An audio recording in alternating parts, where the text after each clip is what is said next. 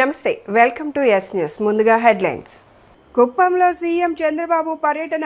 రాష్ట్రానికి వచ్చే పరిశ్రమలను తరిమి కొట్టడమే వైసీపీ పని అంటూ విమర్శలు.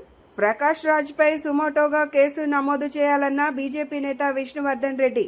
హిందూ ధర్మంపైన నేతలపైన అనుచిత వ్యాఖ్యలు చేస్తున్నారని ఆరోపణ.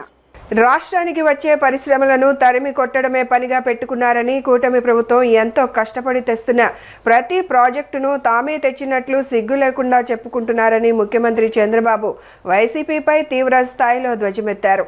గత ప్రభుత్వంలో అభివృద్ధిని అడ్డుకోవడమే కాకుండా ఇప్పుడు కూడా అబద్ధపు ప్రచారాలతో ప్రజలను తప్పుదోవ పట్టిస్తున్నారని విమర్శించారు.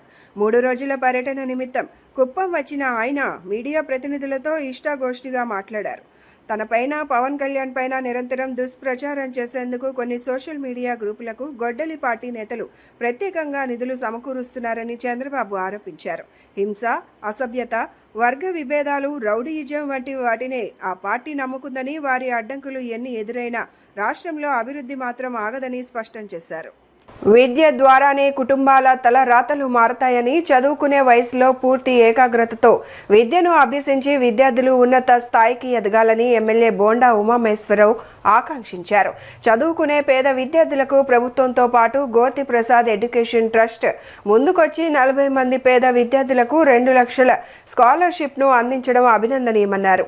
రానున్న కాలంలో ట్రస్ట్ ద్వారా మరిన్ని సేవా కార్యక్రమాలు నిర్వహిస్తారని ఆశాభావం వ్యక్తం చేశారు.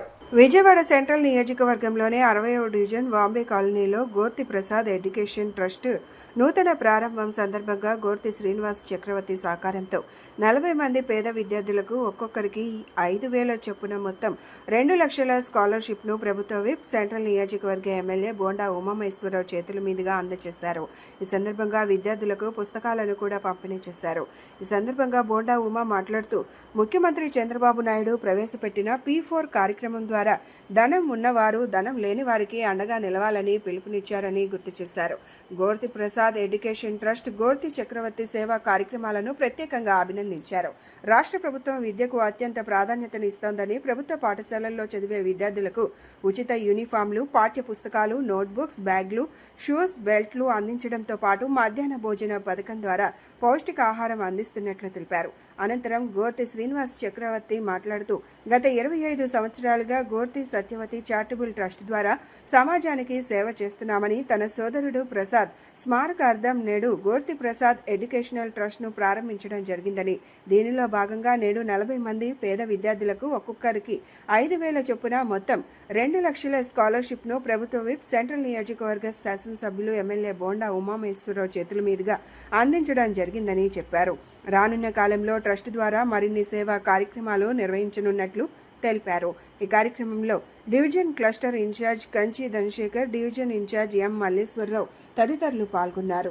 గోర్తి చక్రవర్తి ఆధ్వర్యంలో గోర్తి ప్రసాద్ ఎడ్యుకేషనల్ ట్రస్ట్ ఏదైతే అనేక సంవత్సరాలుగా వాళ్ళ నాన్నగారి పేరు మీద కానీ, వాళ్ళ సోదరుడి పేరు మీద కానీ సేవా కార్యక్రమాలు చేస్తూ ఉన్నారో వాళ్ళని హృదయపూర్వకంగా అభినందిస్తూ ఉన్నా.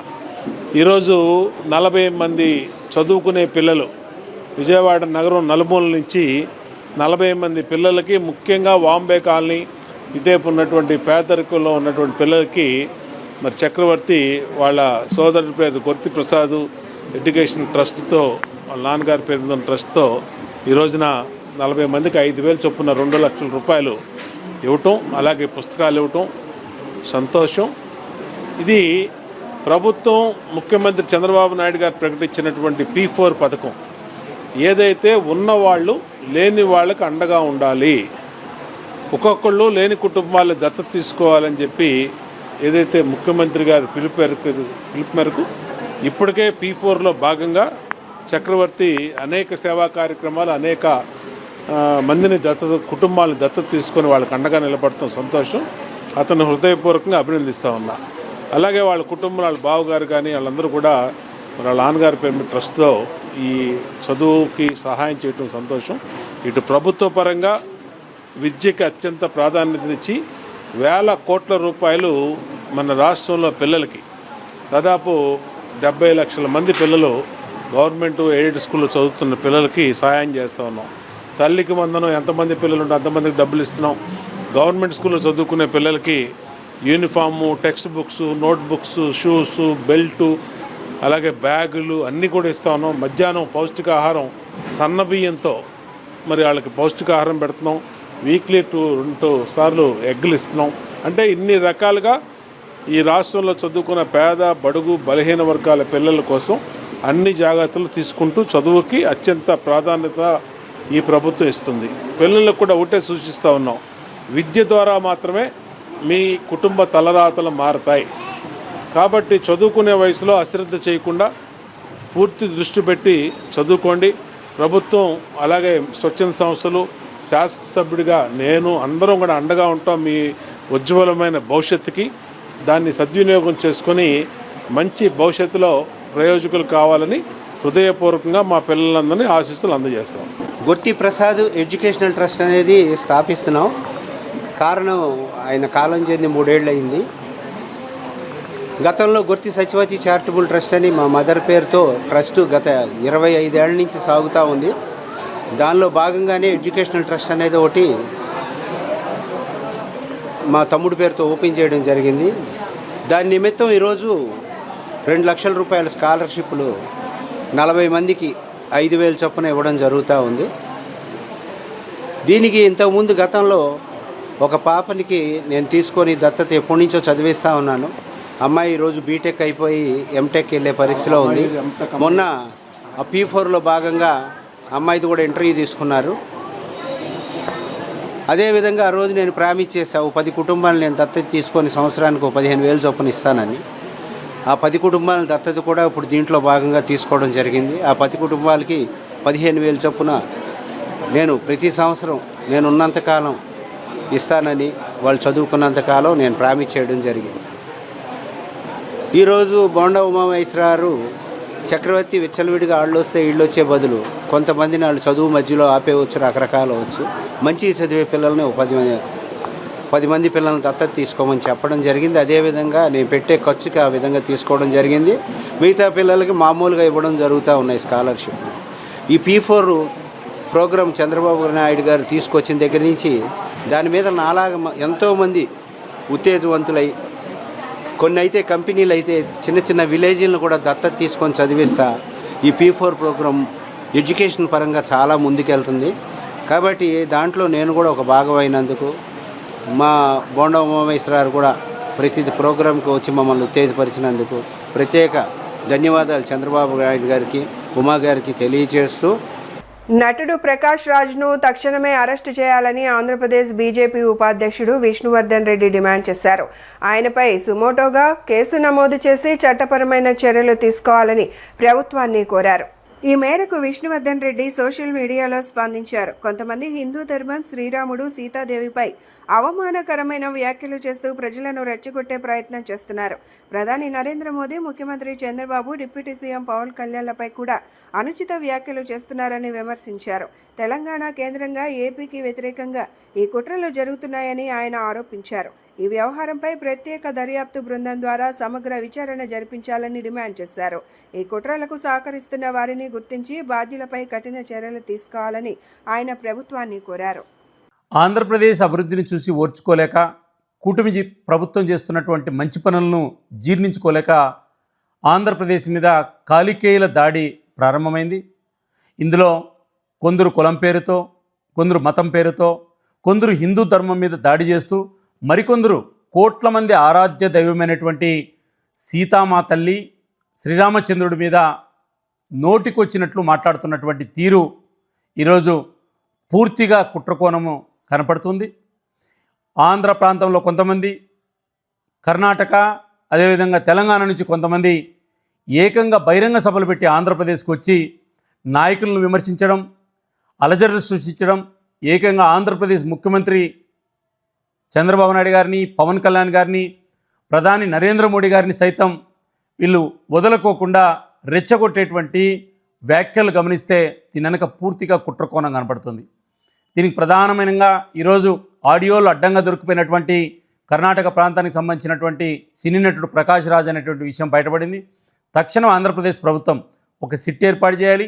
ఈ కుట్రకోణంలో ఎవరన్నా ఎంత పెద్ద వ్యక్తులున్నా వాళ్ళని వెలుకు తీయాలి, వాళ్ళని తక్షణం అరెస్ట్ చేయాలని చెప్పి డిమాండ్ చేస్తున్నా. అంతేకాకుండా ప్రకాష్ రాజు అడ్డగోలుగా మాట్లాడిన వ్యాఖ్యలు కానీ, ప్రకాష్ రాజు కుట్ర బయటపడిన తర్వాత సుమోటోగా నమోదు చేసి కేసులు తక్షణం ప్రకాష్ రాజును అరెస్ట్ చేయాలని చెప్పి డిమాండ్ చేస్తుంది. విజయవాడ నగరంలో బ్యాంక్ లోన్స్ పేరుతో జరుగుతున్న నయా మోసం వెలుగులోకి వచ్చింది. పీపుల్ మార్ట్ బ్యాంక్లో లోన్స్ తీసుకొని మోసపోయామని వైఎస్ఆర్ కాలనీలో నివాసం ఉండే దాదాపు 30 మందికి పైగా మహిళలు ఆవేదన వ్యక్తం చేశారు. బ్యాంకు పేరు నమ్మి ఈ రోజున తామంతా ఆత్మహత్య చేసుకోవాల్సిన పరిస్థితి ఏర్పడిందని, తమకు తగిన న్యాయం జరగని పక్షంలో ఆత్మహత్య శరణమని కన్నీటి పర్యంతమవుతున్నారు. పీపుల్ మార్ట్లో లోన్స్ తీసుకొని మోసపోయామని వైఎస్ఆర్ కాలనీలో నివాసం ఉండే దాదాపు 30 మందికి పైగా మహిళలు తమ ఆవేదనను మీడియాకు వివరించారు. పీపుల్ మార్ట్ ప్రతినిధులు వెంకటేశ్వరరావు, ధనంజయ్, లారెన్స్, నవదీప్, శారద అనే స్థానిక మహిళతో కలిసి తమను మోసం చేశారని కన్నీటి పర్యంతమయ్యారు. పీపుల్ మార్ట్ బ్యాంక్లో ఒక్కొక్కరికి 2 లక్షల రూపాయల లోన్ మంజూరు అయిందని, లోన్ కోసం తమ వద్ద నుండి మనిషికి 4 బ్యాంక్ చెక్లను పూచీకత్తుగా తీసుకున్నారని చెప్పారు. అయితే తమకు 2 లక్షల రూపాయలు ఇవ్వకుండా తమ వద్ద ఉంచితే నెల నెలా వడ్డీ రూపంలో కొంత సొమ్ము ఇస్తామని నమ్మబలికారని అన్నారు. కొంతకాలం గడిచిన తరువాత తాము మోసపోయామని గ్రహించామని స్థానిక మహిళలను నిలదీసి అడిగామని చెప్పుకొచ్చారు. అయితే శారద అనే మహిళ ఇప్పుడు తమకు వ్యతిరేకంగా మాట్లాడుతుందని, తాము ఇచ్చిన చెక్లను తిరిగి ఇవ్వమని అడిగితే ఆత్మహత్య చేసుకుంటానని బెదిరిస్తుందని వాపోయారు. బ్యాంకు పేరు నమ్మి ఈ రోజున తామంతా ఆత్మహత్య చేసుకోవాల్సిన పరిస్థితి ఏర్పడిందని ఆవేదన వ్యక్తం చేశారు. లోన్ బాధితులు చింత అన్నపూర్ణ, బత్తుల సల్మా, శాంతమ్మ, పల్లపు రమణ, ఆమని శాంతమ్మ, కాజా షేక్ తదితరులు తమ సమస్యను మీడియా ముందు ఉంచారు. ఏంటి లోన్లు ఎంతమంది పెడితే అంతమంది పెట్టేస్తాడు ఆయన. నామినీ ఎల్లరు 2 లక్షలు లోన్లు పెట్టిద్ది, నామినీ లేకుండా లోన్లు పెట్టేస్తుంది, చేసేస్తారు వాళ్ళు. సార్లే సంతకాలు పెట్టేసుకొని మా చెక్కులు 4 చెక్కులు తీసుకుంటారు. ఏంటి ఆ చెక్కులు తీసుకుని వాళ్ళే డ్రా చేసుకుంటారు సార్. మేము కూడా బ్యాంకులకి వెళ్ళాం. అసలు ఏం జరుగుతుందో మాకే అర్థం కావట్లేదు. మాకు దగ్గర అసలు ఈ కాలనీలో సగం మంది లోన్లకు ఉన్నారు సార్. ఇప్పుడు మాత్రం ఒక 30 మంది దాకా వచ్చారు సార్. బాధితులు అందరూ 30 మంది దాకా ఉన్నారు. నోటీసులు కాదు సార్, ఫోన్లు వస్తున్నాయి సార్. చెక్కులు వేస్తాను, కోర్టుకి చెక్కులు వేస్తాను. ఈవిడే సార్ ఫోన్లు చేసి లోన్లు కట్టట్లేదు. శారదా గారు సార్, శారదా గారు ఇక్కడే 189లో ఉంటుంది సార్. ఆవిడ ఆఫీస్ ఇక్కడ సార్. ఇల్లు మాత్రం బొంబరీల అపార్ట్మెంట్ సార్. టార్చర్ మామూలుగా సార్. అప్పటిదాకా ఫోన్లు చేసి ఏంటి మీరు లోన్లు కట్టకపోయినా బెదిరిస్తుంది సార్. ఈవిడే బెదిరిస్తుంది. నేను చచ్చిపోతాను, మీరు డబ్బులు మీరే తీసుకున్నారని చెప్తాను, నేను చచ్చిపోతాను, మా చావు కారణం మీరే ఏంటి, లేదా మీ భర్తకు చెప్తాను నేను. ఏంటి నువ్వు అప్పుడప్పుడు నా దగ్గర తీసుకున్నావు 10,000 5,000 అప్పు తీసుకున్నావు కాలుమని వడ్డీల కింద. ఆవిడ ఏంటి సార్ 189 సార్. కాలనీలోనే 149లో ఉంటుంది. నా పేరు సల్మా సార్. నేను వైఎస్ఆర్ కాలనీలో ఉంటాను. 95లో ఉంటాను సార్. నేను ఇలాగ పీపీఎల్స్ అని శారదా మేడం దగ్గర లోన్ తీసుకున్నాను సార్. ఇలా తీసుకొని క్లియర్ అయిపోయినాను. 46 వారాలు నేను కట్టేశాను సార్. 22,400 కట్టేశాను సార్. కట్టేస్తే ఇలాగ నేను కట్టేసిన తర్వాత క్లియర్ తీసుకెళ్తే 4 చెక్కులు తీసుకున్నాను సార్. 4 చెక్కుల్లో 2 చెక్కులు కూడా క్లియరెన్స్ లెటర్ సార్. ఇది తీసుకున్న తర్వాత నేను ఏమన్నానంటే ఏం సార్ ఇలాగ జరుగుతుందంటే, నేను ఇప్పుడే మా ఈ లోన్కి 2 చెక్కులు తీసుకొని 2 చెక్కులు నాకు తెలియదు అని సార్ చెప్పారు సార్, ధనుష్ సార్ చెప్తే సార్ నేను ఇలా అని మరి తెల్లారి మా అమ్మ దగ్గరికి వెళ్తే అమ్మ ఏంటో ఇలా అంటే మా అమ్మని బెదిరిస్తుంది సార్ ఫోన్ చేసి. నేను చెక్కులు వేస్తాను, నేను ఇది తాగేస్తాను అది తాగేస్తానని చెక్కులు వేస్తుంది సార్. ఇలాగా మా అమ్మగారు ఇలాగ బెదిరిస్తుంది సార్. ఎవరో తీసుకున్న 2 లక్షల గురించి మమ్మల్ని బెదిరిస్తుంది సార్. ఇలాగా కూడా చెక్కులు పెట్టిందండి, వేస్తానని. ఎంతవరకు కరెక్ట్ అండి? ఎంతవరకు కడతారు సార్? మా భర్త గారు రోడ్డు ఈడి చేసి కొట్టేస్తారు సార్. నా పిల్లలు నేను రోడ్డు మీద ఉన్నాను సార్. ఇప్పుడు ఎటు దిక్కు లేదు సార్ మాకు. ఇంకా పీపుల్స్ సార్ కూడా మాకు సంబంధం లేదు. మా ఆవును అడగండి, మాకు సంబంధం లేదు. నేను నెరేటర్గా అడిగితే మా ఆయన గారు రోడ్డు మీద ఈడ్చి కొట్టారు సార్. మా పిల్లలు నేను అనాథగా రోడ్డు మీద ఉన్నాను సార్. ఇలాగా సార్ ఆవిడ భారతి గారికి నా గురించి మెసేజ్ పెట్టింది, నా ఫోన్కి పెట్టలేదు. ఏమని పెట్టిందంటే నా చావుకి కారణం హసీనా అని రాసి పెట్టింది. అసలు ఆవిడకి నాకు ఏ సంబంధం ఉంది సార్? 14 లక్షలు నేను ఆవిడకి ఇచ్చున్నాను. వాళ్ళ ఆయన గారు చనిపోయారని చేపకొకసారి 3 లక్షలు చొప్పున 8 లక్షలు క్యాష్, 5 లక్షలు చీట్లు పాడుకొని గత సంవత్సరంన్నర నుంచి రూపాయి బిళ్ళ కట్టట్లేదు. నాకు కట్టకపోగా గుమ్మం దగ్గరికి వెళితే బట్టలు చింపుకొని పోలీస్ స్టేషన్కి వెళ్తాను. ఎవరే నువ్వు లంజా గింజా ఇలాంటి మాటలు తిడుతుంది సార్ నన్ను అసహ్యంగా. బూతులు అసలు మాట్లాడలేని మాటలు మాట్లాడుతుంది. అప్పులు ఇవ్వాల్సిన వాళ్ళు అందరూ గుమ్మం దగ్గరికి వచ్చేస్తున్నారు సార్, తలుపులు కొట్టేస్తున్నారు. కొంతమంది జనాలు ఇక్కడే ఉన్నారు, నా మనుషులు, వాళ్ళకి నేను డబ్బులు ఇవ్వాలి. ఈ విషయంలో నాకు కొంచెం న్యాయం చేయండి సార్, లేదంటే నేను ఆవిడకంటే ముందు నేనే చచ్చిపోతాను ఏదో ఒకటి తిని. నా పరిస్థితి చాలా ఘోరంగా ఉంది సార్. అన్యాయమైన మాటలు అంటుంది. ఇంటికి కూడా వెళ్ళట్లేదు నేను 3 రోజుల నుంచి, చాలా ఇబ్బంది పడుతున్నాను. హీరో కిరణ్ అబ్బవరం నటించిన లేటెస్ట్ చిత్రం చెన్నై లవ్ స్టోరీలోని హొయిలా హొయిలా పాట ఆవిష్కరణ అభిమానుల కోలాహలం మధ్య విజయవాడలో ఘనంగా జరిగింది. ఈ చిత్రం ఈ నెల 24వ తేదీన ప్రేక్షకుల ముందుకు రానుందని యువ హీరో కిరణ్ అబ్బవరం నటించిన చెన్నై లవ్ స్టోరీ విజయవంతం కావాలని ఉపసభాపతి రఘురామకృష్ణరాజు, సినిమాటోగ్రఫీ శాఖ మంత్రి కందుల దుర్గేష్ ఆశాభావం వ్యక్తం చేశారు. గాంధీనగర్లోని రాజీవరాజ్ థియేటర్లో జరిగిన ఈ కార్యక్రమంలో ఉప సభాపతి రఘురామకృష్ణరాజు, సినిమాటోగ్రఫీ శాఖ మంత్రి కందుల దుర్గేష్ ముఖ్య అతిథులుగా పాల్గొని హొయిలా హొయిలా పాటను రిలీజ్ చేసి అనంతరం వీక్షించారు. ఈ సందర్భంగా వారు మాట్లాడుతూ యువ హీరో కిరణ్ అబ్బవరం నటించిన చెన్నై లవ్ స్టోరీ విజయవంతం కావాలని ఆశాభావం వ్యక్తం చేశారు. కిరణ్ ఈ మధ్య కాలంలో నటించిన చిత్రాలన్నీ విజయవంతం కావడం సంతోషంగా ఉందన్నారు. ఆయన నిర్మాతగా మారి చిత్రాలు నిర్మించడం అభినందనీయమన్నారు. అనంతరం హీరో కిరణ్ అబ్బవరం మాట్లాడుతూ ఈ సినిమా యువతకు ఖచ్చితంగా నచ్చుతుందని తెలిపారు. ఒక సరికొత్త ప్రేమ కథతో ప్రేక్షకులు ముందుకు వస్తున్నట్లు చెప్పారు. ప్రతి పాట ప్రేక్షకుల మదిని దోచుకుంటాయని తెలిపారు. ప్రముఖ సంగీత దర్శకుడు మణిరత్నం ఈ చిత్రానికి ఎంతో మంచి పాటలు అందించారని, మంచి ఫీల్ గుడ్ సాంగ్స్ ఉన్నాయని చెప్పారు. ఈ నెల 24వ తేదీన ఈ చిత్రాన్ని వరల్డ్ వైడ్ గా రిలీజ్ చేస్తున్నట్లు తెలిపారు. అనంతరం హీరోయిన్ గౌరీప్రియ మాట్లాడుతూ తాను నటించిన చిత్రాల్లో కన్నా ఈ చిత్రంలోని పాటలు తనకెంతో ఇష్టమని అన్నారు. ప్రతి పాట ఆహ్లాదకరంగా ఉంటాయని, యువతీ యువకులకు ఈ పాటలు ఖచ్చితంగా నచ్చుతాయని పేర్కొన్నారు. అనంతరం నిర్మాత దర్శకుడు సాయి రాజేష్ మాట్లాడుతూ ఈ చిత్రం ఈ నెల 24వ తేదీన ప్రేక్షకుల ముందుకు రానుందని తెలియజేశారు. అనంతరం చిత్ర నిర్మాత ఎస్కేఎన్ మాట్లాడుతూ కిరణ్ అబ్బవరం ఇప్పటి వరకు ఎన్నో చిత్రాల్లో నటించారని, అయితే ఈ చిత్రం మాత్రం ఆయన కెరియర్లో బిగ్గెస్ట్ హిట్ గా నిలుస్తుందని తెలిపారు. ఈ చిత్రం ఈ నెల 24వ తేదీన విడుదల చేస్తున్నామని పేర్కొన్నారు. ఈ కార్యక్రమంలో సహ నిర్మాత ధీరజ్ పాల్గొన్నారు. చాలా సంతోషంగా ఉంది. నేను తీసిన ఫస్ట్ సినిమా హృదయకాలయం సక్సెస్ఫుల్ వచ్చాను. బేబీకి మళ్ళీ సక్సెస్ఫుల్ దగ్గరికి వచ్చాను. నాకు అదిసారి కొద్దిగా ముందే మీ దగ్గరికి వచ్చాను ఇదే థియేటర్లో.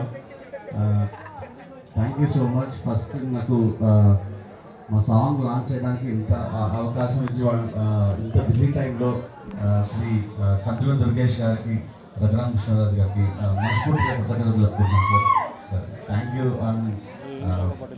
అంటే మేము ఈ cinema Chennai love story first glimpse చూశారు.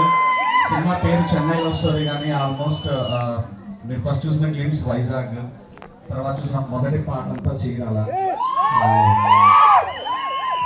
అంటే ఇది నేను కందుల దుర్గేష్ గారి ముందు చెప్పడానికి చాలా ప్రౌడ్గా ఫీల్ అవుతున్నాను సార్.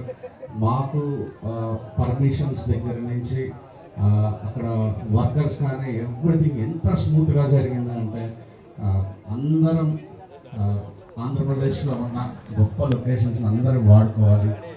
నేను ఫెడరేషన్కి వైస్ ప్రెసిడెంట్గా ఉన్నాను, తెలుగు సినిమా దర్శకుల సంఘానికి ట్రెజరర్గా ఉన్నాను. ఒక ప్యారలల్ ఇండస్ట్రీ ఆంధ్రప్రదేశ్లో కూడా ఖచ్చితంగా ఫామ్ అవ్వాలి. అండ్ ఇక్కడున్న స్కిల్, ఇక్కడున్న టాలెంట్కి మనం వైజాగ్లో లిటరల్లీ ఒక ప్యారలల్ ఇండస్ట్రీ విజయవాడలో హబ్గా చేసుకొని ప్యారలల్ ఇండస్ట్రీ తయారు చేయాలని మనస్ఫూర్తిగా కోరుకుంటున్నాను సార్. ఏం మాట్లాడాలో ఆలోచించి మాట్లాడాలి కదమ్మా, లేదంటే చాలా ఇబ్బందులు ఉంటాయి. ఎందుకంటే కిరణ్ నాకు బాగా వచ్చి ఉన్న హీరో. ఇప్పుడే దుర్గేష్ గారు చెప్పినట్టు మన పక్కింటి కుర్రోళ్ళలాగా ఉంటాడు అని ప్రతి ఒక్కరూ కూడా, ఇక్కడ ఇంతమంది ఉన్నారు, ఆల్మోస్ట్ అందరూ కూడా హీరోని తనతో ఐడెంటిఫై చేసుకునేంత మనలాగా, అంటే ఒక హీరో అంటే ఏదో పెద్ద 6 ప్యాక్లు 8 ప్యాక్లు ఇటువంటివి ఏమీ లేకుండా సాదాసీదాగా ఉండే మనలాంటి, అంటే నాలా కాదు అలా కొంచెం చల్లగా ఉండే వాళ్ళలాగా ఉండే ఒక కామన్ మ్యాన్ లాగా ఉండే వ్యక్తి. నిగర్వి వరుసగా మరి 9-10 హిట్ సినిమాలు వచ్చినప్పటికీ కూడా చాలా సాత్వికంగా ఉండే మంచి వ్యక్తి అతను. అంటే మన తెలుగు అబ్బాయి, మన తెలుగు అమ్మాయి శ్రీగౌరి, చాలామంది అంత చక్కటి పేర్లు ఉంటే ఏ పిచ్చి పిచ్చిగా పేర్లు మార్చుకుంటూ ఉంటారు హీరోయిన్లు. అటువంటిది ఏమీ లేకుండా తల్లిదండ్రులు పెట్టిన పేరే ఉంచుకొని తను స్వతహాగా కర్ణాటక సంగీతం నేర్చుకున్న గాయని. ప్రస్తుత జీవన శైలిలో ఆరోగ్యాన్ని కాపాడుకోవడానికి ప్రతి ఒక్కరూ వ్యాయామాన్ని తమ దినచర్యలో భాగం చేసుకోవాలని ప్రముఖ వైద్యురాలు డాక్టర్ ప్రతిమ సూచించారు. శారీరక మానసిక ఆరోగ్యాన్ని మెరుగుపరచడంలో వ్యాయామం కీలక పాత్ర పోషిస్తుందని ఆమె పేర్కొన్నారు. ఆరోగ్యవంతమైన సమాజ నిర్మాణానికి ప్రజల్లో ఫిట్నెస్ పై అవగాహన పెంపొందించడం ఎంతో అవసరమన్నారు. Global events and entertainment smart vision eye hospital సంయుక్త ఆధ్వర్యంలో అమరావతి 10K రన్ కార్యక్రమాన్ని BRTS రోడ్డుపై ఘనంగా నిర్వహించారు. ఆరోగ్యంపై అవగాహన కల్పించడం, ప్రజల్లో వ్యాయామం పట్ల ఆసక్తిని పెంపొందించడం లక్ష్యంగా నిర్వహించిన ఈ కార్యక్రమానికి విశేష స్పందన లభించింది. ఈ కార్యక్రమంలో చిన్నారులు, యువత, మహిళలు, వృద్ధులు అనే తేడా లేకుండా పెద్ద సంఖ్యలో ప్రజలు ఉత్సాహంగా పాల్గొన్నారు. ఉదయం వేళల్లో ఉత్సాహభరిత వాతావరణంలో నిర్వహించిన ఈ రన్ కార్యక్రమం అందరినీ ఆకట్టుకుంది. కార్యక్రమానికి ముఖ్య అతిథిగా హాజరైన ప్రముఖ వైద్యురాలు డాక్టర్ ప్రతిమ జెండా ఊపి రన్ను ప్రారంభించారు. ఈ సందర్భంగా ఆమె మాట్లాడుతూ ప్రస్తుత కాలంలో అనారోగ్య సమస్యలు పెరుగుతున్న నేపథ్యంలో ప్రతి ఒక్కరూ ప్రతిరోజు కనీసం కొంత సమయం వ్యాయామానికి కేటాయించాలని సూచించారు. నడక, జాగింగ్, యోగా వంటి వ్యాయామాలు శారీరక దృఢత్వంతో పాటు మానసిక ప్రశాంతతను కూడా అందిస్తాయని తెలిపారు. ఆరోగ్యకరమైన జీవన శైలిని అలవాటు చేసుకోవడం ద్వారా అనేక వ్యాధులను దూరం చేసుకోవచ్చని ఆమె పేర్కొన్నారు. ఇలాంటి అవగాహన కార్యక్రమాలు సమాజంలో ఆరోగ్య చైతన్యాన్ని పెంపొందించడంలో కీలక పాత్ర పోషిస్తాయని ఆమె అభిప్రాయం వ్యక్తం చేశారు. Today we have arranged this 10K Amravati 10K Smart Vision Amravati 10K run. And as the title sponsors, we are extremely proud because this is a cause which is very close to our hearts. So manki entante in this digital age, outdoor activity is very important, not just for our physical fitness, mana mental well-being ki kanivandi, eye health kanivandi, it's very very important. So idi oka maaku oka great opportunity to connect with the community and to encourage them to prioritize their health. So we are incredibly happy to be a part of this. So all over Vijayawada nunchi kuda chaala mandi vacharu and they have participated in this 10K run. Manki 10K, 5K and 3K 3 races unnayi. దానికి ఇక్కడ అంతా కూడా చాలా మంది ఎంతో ఎంతూజియాస్టిక్గా they have participated and we are so happy.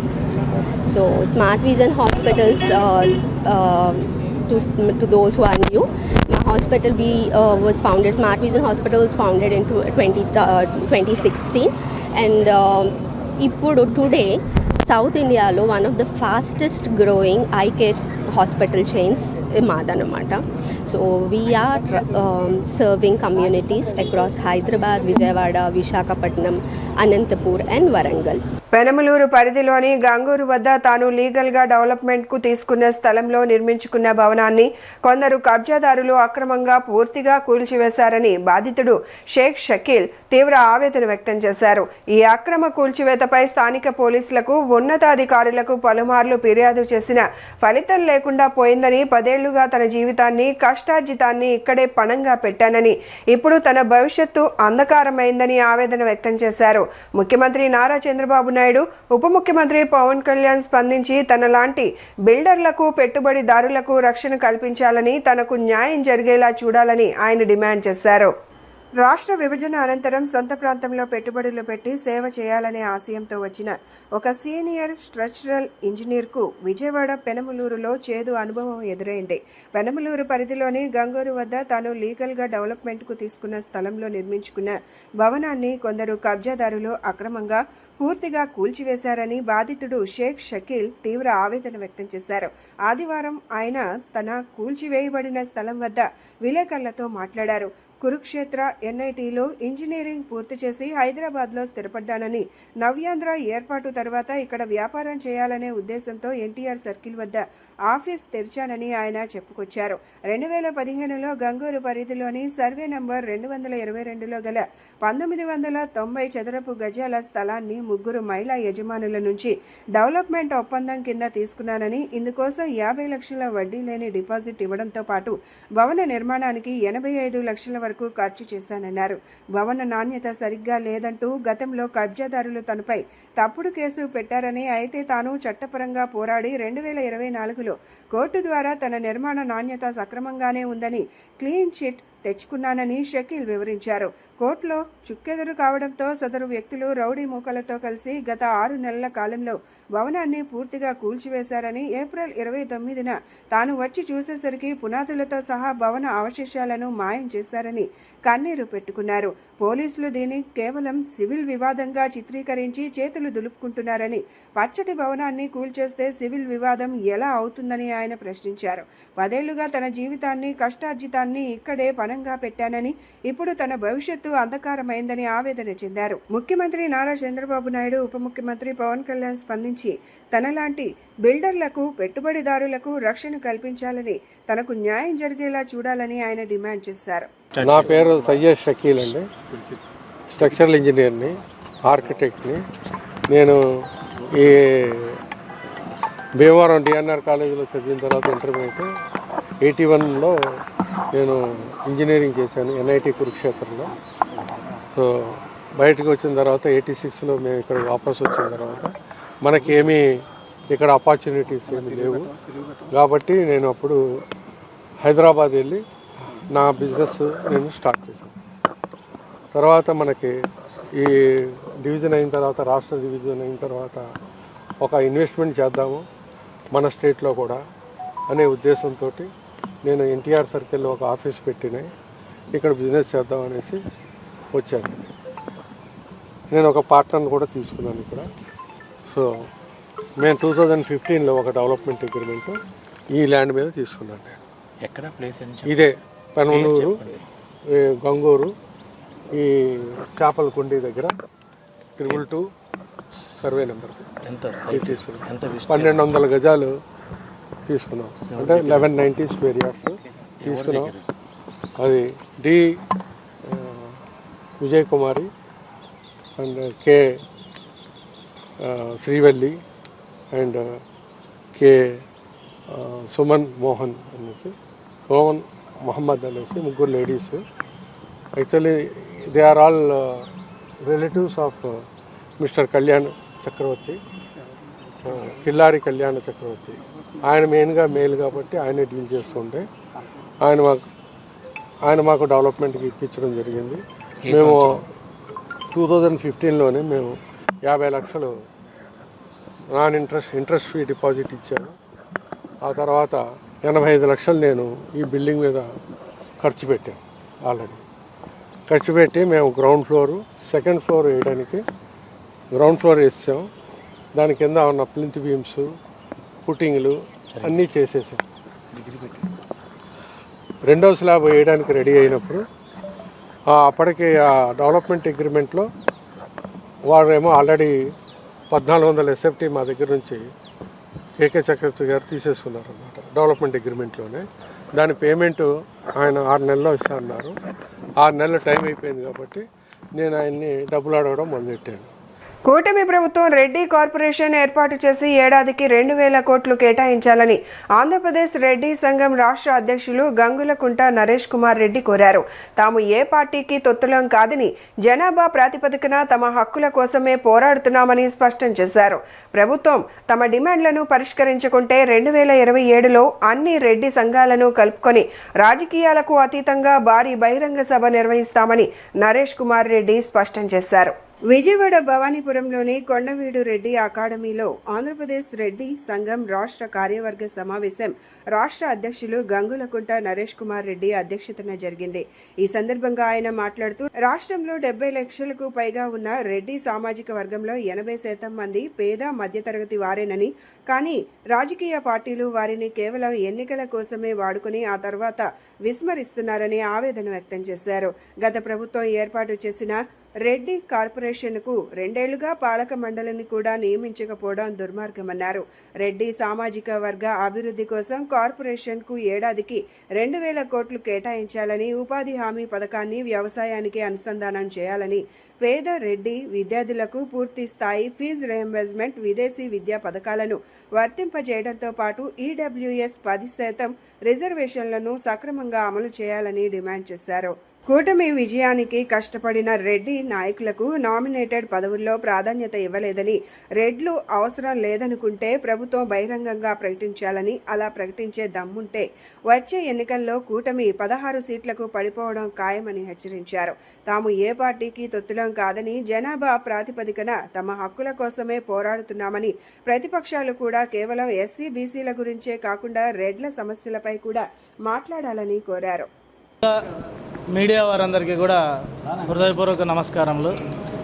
ఈ రోజున ఆంధ్రప్రదేశ్ రెడ్డి సంఘం ఆధ్వర్యంలో విజయవాడ భవానీపురంలో కొండవీడు రెడ్డి అకాడమీ నందు రాష్ట్ర కార్యవర్గ సమావేశం నిర్వహించడానికి ముఖ్య కారణం వచ్చేసి, రాష్ట్రంలో రెడ్లు 70 లక్షల పైగా ఉన్నారు.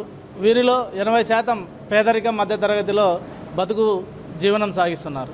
అయితే కేవలం ఎన్నికలప్పుడు మాత్రమే రాజకీయ పార్టీలు రెడ్డి సామాజిక వర్గానికి అది చేస్తాం ఇది చేస్తామని హామీలు ఇవ్వడం తప్పితే, మాట చెప్పడం తప్పితే, అధికారంలోకి వచ్చిన తర్వాత రెడ్లను పట్టించుకున్న పాపాన కూడా ఎవరు కూడా ఏ రాజకీయ పార్టీ కూడా చేయడం లేదు. అందులో ప్రస్తుతం నారా చంద్రబాబు నాయుడు గారు ముఖ్యమంత్రిగా ఉన్నారు. ఆయన ముఖ్యమంత్రి కాకముందు తన కుమారుడు లోకేష్ గారు పాదయాత్ర చేస్తూ రాయలసీమలో అయితేనేమి, ఇటు కోస్తాలో అయితేనేమి కొన్ని ప్రాంతాలలో రెడ్డి సామాజిక వర్గానికి సంబంధించి వ్యక్తులతో కానీ సంఘాలతో కానీ సమావేశాలు ఏర్పాటు చేసుకొని రెడ్డి సామాజిక వర్గానికి మేము అన్ని విధాలుగా తోడుగా ఉంటామని హామీ ఇచ్చాడు. కూటమి ప్రభుత్వం విజయవాడతో పాటు రాష్ట్రంలోని పేద సామాన్య ప్రజలకు నమ్మక ద్రోహం చేసిందని సిపిఎం రాష్ట్ర కార్యదర్శి వర్గ సభ్యులు సిహెచ్ బాబురావు మండిపడ్డారు. కృష్ణా కరకట్టపై వేలాది మంది దశాబ్దాలుగా జీవిస్తున్న రక్షణ కల్పిస్తామన్న ప్రభుత్వం 2 ఏళ్లు గడిచినా పట్టాలు ఇవ్వలేదని విమర్శించారు. కృష్ణా కరకట్ట వెంబడి నిర్మించిన రిటైనింగ్ వాల్ పక్కన తక్షణమే అవుట్ఫాల్ డ్రైన్ నిర్మించాలని, దశాబ్దాలుగా నివసిస్తున్న రణదివే నగర్ ఇళ్లకు పట్టాలు మంజూరు చేయాలని డిమాండ్ చేశారు. కృష్ణా కరకట్ట వెంబడి నిర్మించిన రిటైనింగ్ వాల్ పక్కన తక్షణమే అవుట్ఫాల్ డ్రైన్ నిర్మించాలని, దశాబ్దాలుగా నివసిస్తున్న రణదివే నగర్ ఇళ్లకు పట్టాలు మంజూరు చేయాలని డిమాండ్ చేస్తూ సిపిఎం ఆధ్వర్యంలో కృష్ణలంకలో నిరసన కార్యక్రమం చేపట్టారు. ఈ ఆందోళనలో సిపిఎం రాష్ట్ర కార్యదర్శి వర్గ సభ్యులు దోనేపూడి కాశీనాథ్ పాల్గొన్నారు. ఈ సందర్భంగా సిహెచ్ బాబురావు మాట్లాడుతూ, కూటమి ప్రభుత్వం విజయవాడతో పాటు రాష్ట్రంలోని పేద సామాన్య ప్రజలకు నమ్మక ద్రోహం చేసిందని మండిపడ్డారు. ప్రజల పోరాటాలు సిపిఎం అండతోనే గతంలో రిటైనింగ్ వాల్ నిర్మాణం సాధ్యమైందని, ఇప్పుడు రక్షణ లభించిన తరువాత కూడా పట్టాలు ఇవ్వడానికి ప్రభుత్వానికి వచ్చిన అభ్యంతరం ఏమిటని ప్రశ్నించారు. కనీసం ఉన్న ఇళ్లకు రేకులు తీసి స్లాబ్ వేసుకునేందుకు అనుమతులు ఇవ్వడం లేదని, ప్రధానమంత్రి ఆవాస్ యోజన రుణాలు కూడా వర్తింపజేయడం లేదని ధ్వజమెత్తారు. ఇక్కడ కృష్ణలంక పేదలపై చిన్న చూపు చూస్తూ వారిని 2వ శ్రేణి పౌరులుగా చూస్తోందని ఆవేదన వ్యక్తం చేశారు. రాష్ట్ర కమిటీ సభ్యులు దోనేపూడి కాశీనాథ్ మాట్లాడుతూ, రణదివే నగర్ సమస్యలపై అధికారులు, స్థానిక ఎమ్మెల్యే స్పందించడం లేదని ఆగ్రహం వ్యక్తం చేశారు. గతంలో ఇక్కడ దోమల సమస్య ఉండేది కాదని, రిటైనింగ్ వాల్ నిర్మించిన తరువాత మురుగునీరు నిలిచిపోయి తీవ్రమైన దోమల తాకిడి పెరిగిందని, దీనివల్ల మలేరియా, డెంగ్యూ వంటి వ్యాధులు ప్రబలుతున్నాయని ఆందోళన వ్యక్తం చేశారు.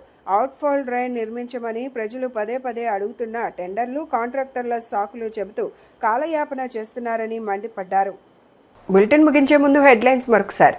కుప్పంలో సీఎం చంద్రబాబు పర్యటన, రాష్ట్రానికి వచ్చే పరిశ్రమలను తరిమి కొట్టడమే వైసీపీ పని అంటూ విమర్శలు.